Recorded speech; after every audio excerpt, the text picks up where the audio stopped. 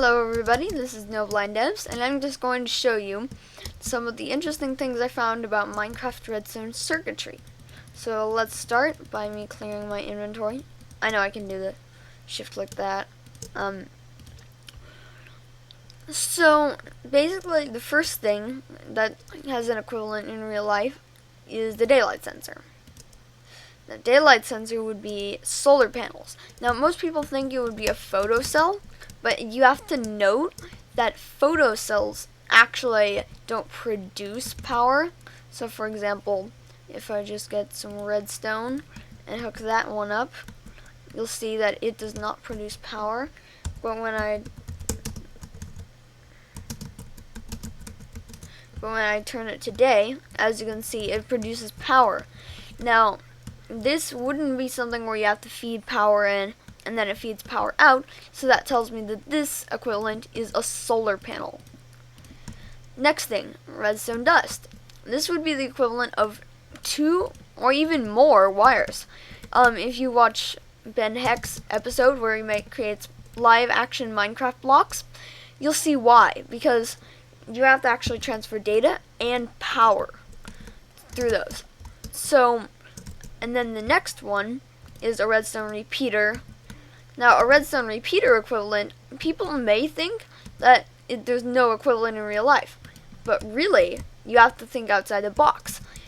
This is basically a variable capacitor. So, let me show you. So, if we take a lever, and then we take, I don't know, dispenser. Actually, not a dispenser. What's another thing? Fine, TNT. Everybody loves blowing stuff up, so why not? So, as you can see, if we do this, it doesn't look like it has a delay. But if we do this, you'll see that it does have a delay. Now, the equivalent would be a capacitor. And the reason why is because capacitors have to fully charge before they actually dump their electricity, and they have to discharge before they stop dumping their electricity. So this would produce a delay. Now, the reason why it's variable is because you can change the ticks on the repeater, and that's the whole reason why. Now, let me show you the demonstration with a grass block. Now, the reason why this equivalent would be still a capacitor is because this would produce static, and then that static would go into this grass block and then go out. Now, I'm pretty sure that in the real world, glass actually doesn't have as much, glass doesn't have static electricity going through it. I'm not sure about this, but that's the reason why, for example, glass will not conduct. Let me show you.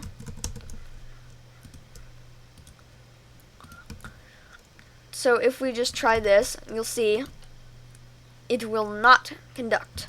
But if we try the grass block, as you can see, it will conduct. So that's the next one. Now the next one is the comparator. Now this is just a simple AND gate. Really, all it is. But this AND gate also is a power source too. Actually, no, it's not. This isn't a power source because you have to provide power to it. And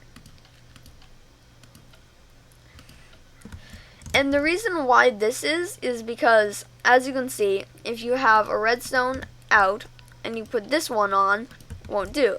Now this one will go on, and this one plus this one will go there. So really, it's kind of like an AND gate, but it only accepts one input as the master.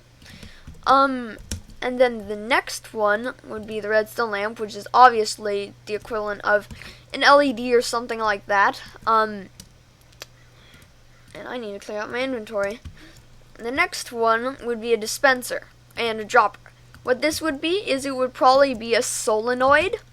The solenoid is just a tube of magnetic wire, by the way, if you didn't know, that can be controlled by electricity. It would be a solenoid, and then there would be a little compartment. So as you can see, if I just put these items in and then I give it a flick, this would be the equivalent of the solenoid just pushing them out. So you see what I mean.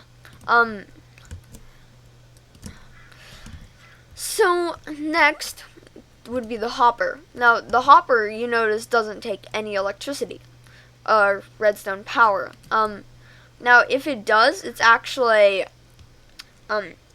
doesn't accept items. It's either doesn't accept them or it doesn't go through. I don't think it goes through. But what the equivalent of this in real life is, by the way, it doesn't connect to a redstone lamp. The equivalent of this in real life would be a hopper, but it would be controlled electronically. And how it would do this is because it would have a little solenoid gate that the items wouldn't go through because there would be a gate blocking them, and that gate would be controlled electronically with a solenoid. Or maybe a motor and rollers, but depends. And then also, something I forgot to mention about the comparator is it can actually detect when inventories have at least one item in them. So the equivalent of this would be in every single item, it would have a motion detector, either a motion detector or a light bridge that would be broken. And then it would basically send electricity out using an inverter, because of course you would need an inverter because it would block the signal, then it would be off, and then the inverter would turn it on. So next, what I'll discuss with you is the buttons. Now, this button would probably not be made out of rubber. It would probably just be a block of wood that actually gets shot by the arrow, and then the arrow's force, equal and opposite reaction, basically pushes it into the actual switch mechanism. Then next would be the doors. Now the doors are a bit trickier. So you have to have motors in them to actually say, okay, open. But then you would also need something controlling it. So you would need maybe a stepper motor controller, or if it's a servo, you would actually need a microcontroller in order to do this. Now, there are obviously no microcontrollers in Minecraft, otherwise it would be really easy. The closest thing is the computers from Computercraft, but of course that's not vanilla. So, block of redstone would be simple. It's just basically a metal cube with a whole bunch of ports stuck to it. And it would always be giving an on signal by power. Now, every single thing in redstone has infinite power.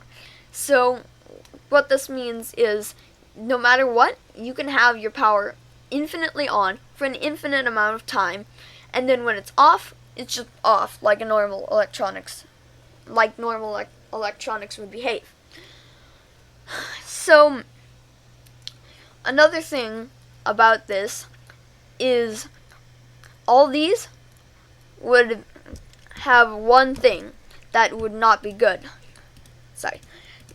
All of these have a flaw, and that flaw is, let me actually just get some diorite to show.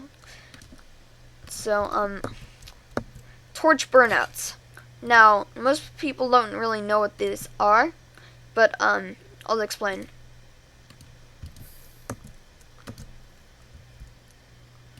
So a torch burnout is basically when you clock in and then the torch burns out.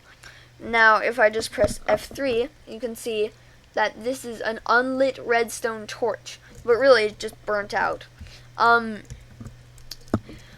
So the last thing to note about this is that electronics can burn out, and normally a clock would not burn them out, but it could, because if it was doing it too much, it would be the equivalent of overclocking a CPU. And what that would do is it would heat it up to the point where it breaks. Now, the thing that these redstone torches, you can just break and replace them That's not realistic, honestly. There's no real world equivalent except for having infinite money and then buying another part and then disposing of all that matter. Which, as we all know, is pretty much impossible. So thank you for watching this brief documentary on why redstone is really similar to the real world.